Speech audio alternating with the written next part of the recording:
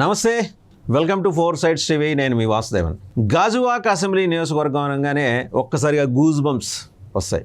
ఎందుకంటే commander in chief Janasena Pawan Kalyan contest చేసి ఓడిపోయిన నియోజకవర్గం.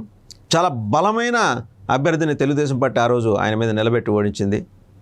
సో ఆయన థర్డ్ ప్లేస్లోకి వెళ్ళిపోయే పరిస్థితి కల్పించింది తెలుగుదేశం. ఈరోజు అదే తెలుగుదేశంతో కలిసి ఆయన చట్టాబట్టాలు వేసుకుని ముందుకెళ్తున్నారు. ఆయన ఖచ్చితంగా గాజువాక నుంచి కంటెస్ట్ చేసే అవకాశాలు ఉన్నాయి. అసలు అది ఎప్పుడు ఏర్పడింది, దానికి అంతకుముందున్న పేర్లు ఏంటి, ఇవన్నీ చూస్తే మిగిలిన అన్ని నియోజకవర్గాల మాదిరే విశాఖపట్నంలో ఈ నియోజకవర్గానికి కూడా ఒక విశేషం ఉందన్నమాట. 1955లో గూడెం అసెంబ్లీ నియోజకవర్గంగా దీన్ని పిలిచేవారు. ఇండిపెండెంట్ ఒకే ఒకసారి జరిగింది ఎన్నిక.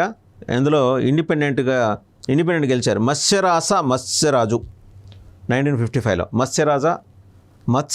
మత్స్యరాజు.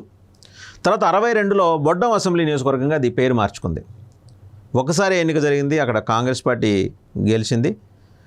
అల్లు దశావతారం గారు కొప్పుల వెలమ సామాజిక వర్గం నుంచి గెలిచారు ఈయన 1962లో. అండ్ తర్వాత 1955, 1962 ఈ రెండు ఎన్నికలు కొండకర్ల అసెంబ్లీ నియోజకవర్గంగా మారిన తర్వాత, అంటే దీంట్లో ఒక పార్టీ వెళ్ళిపోయి బొడ్డం అసెంబ్లీ నియోజకవర్గం నుంచి ఒక పార్టీ వెళ్ళిపోయి కొండకర్ల అసెంబ్లీ నియోజకవర్గం అయింది. ఎప్పుడు 55లోనే వెళ్ళిపోయింది.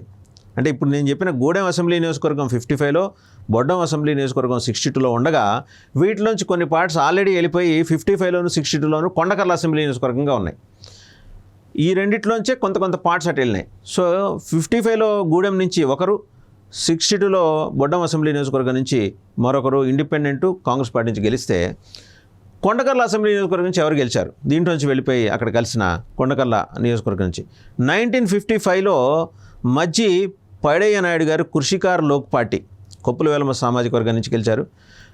పెంటకోట వెంకటరమణ గారు 1962లో communist party of India CPI Gavara సామాజిక వర్గం నుంచి ఆయన గెలిచారనమాట. పార్టీల వారుగా చూసినప్పుడు Krishikar Lok party, communist party of India. So Kondakarla assembly నియోజకవర్గం తర్వాత అదృశ్యం అయిపోయింది. మరి అది అందులోని పార్ట్స్ వచ్చి కొన్ని గాజువాకలో కలిసిన తర్వాత అందులో కొన్ని పార్ట్స్ గాజువాకలో కలిసినాయి, కొన్ని చోడవరంలో కలిసినాయి. సో అప్పటి నుంచి 2009లో గాజువాక అసెంబ్లీ నియోజకవర్గం ఏర్పడిన తర్వాత చూస్తే కనుక గాజువాక మండలము including Gajuwaka municipality number of polling stations వచ్చి 307, average electors per polling 1073. Voters 3,29,000 మంది ఉంటే అందులో 1,67,000 మంది మేలు, 1,61,000 మంది ఫిమేల్ ఉన్నారు. ఇక్కడ 2009 గాజువాక ఏర్పడిన తర్వాత ప్రజారాజ్యం ఒకసారి గెలిచింది. అలాగే తెలుగుదేశం ఒకసారి, వైఎస్ఆర్ కాంగ్రెస్ పార్టీ ఒకసారి గెలిచింది. కులాల వారీగా కాపులు ఒకసారి, యాదవులు ఒకసారి, రెడ్డిక సామాజిక వర్గానికి చెందిన అభ్యర్థి ఒకసారి గెలిచారు. 2009లో చింతలపూడి వెంకటరామయ్య ప్రజారాజ్యం పార్టీ నుంచి గెలిచారు, కాపు సామాజిక వర్గం. 2014లో ఏళ్ల శ్రీనివాసరావు గారు తెలుగుదేశం పార్టీ నుంచి యాదవ. 2019లో తిప్పల నాగిరెడ్డి వైఎస్ఆర్ కాంగ్రెస్ పార్టీ రెడ్డిక.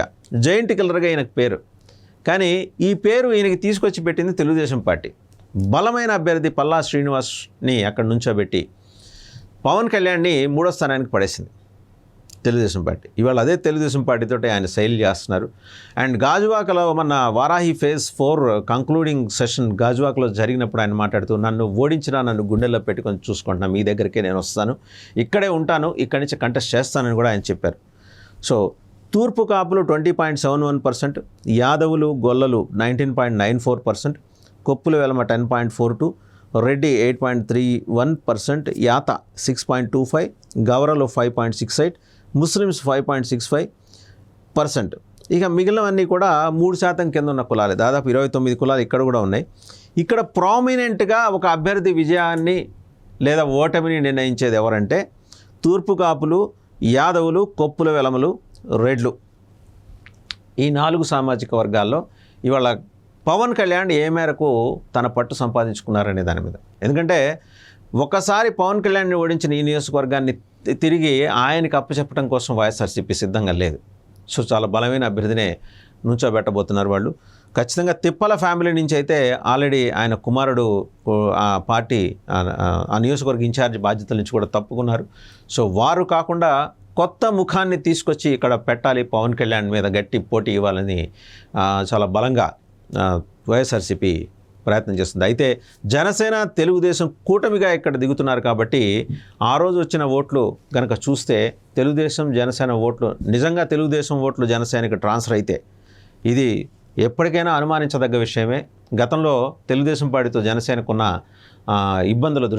జరిగిన ఇబ్బందుల దృష్ట్యా ఖచ్చితంగా తెలుగుదేశం ఓటు జనసేనకు ట్రాన్స్ఫర్ కాదనే నమ్మకం అయితే జనసేన కార్యకర్తలకు ఉంది.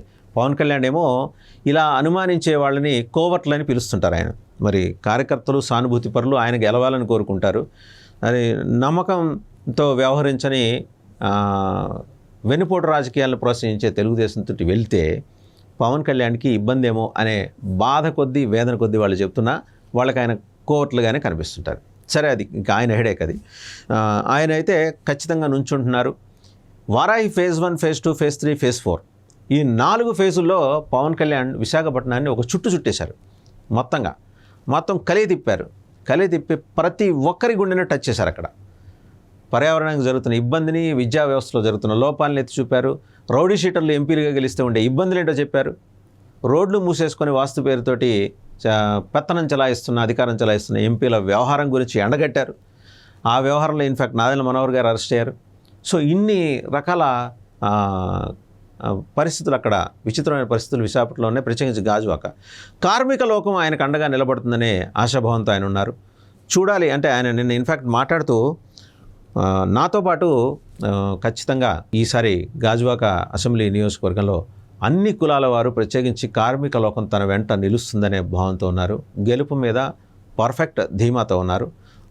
సో మనందరం కూడా పవన్ కళ్యాణ్ గారికి ఆల్ ద బెస్ట్ చెప్తూనే, బలమైన వైఎస్ఆర్సీపీ అభ్యర్థి రంగంలోకి దిగితే ఎలక్షన్ మేనేజ్మెంట్లో, పోల్ మేనేజ్మెంట్లో, బూత్ మేనేజ్మెంట్లో మీరు ఎంత సమర్థంగా పనిచేస్తారనే దాని మీద కూడా రిజల్ట్ ఆధారపడి ఉంటుందనేది Janasena commander in chief Pawan కళ్యాణ్కి చెప్పే సూచన.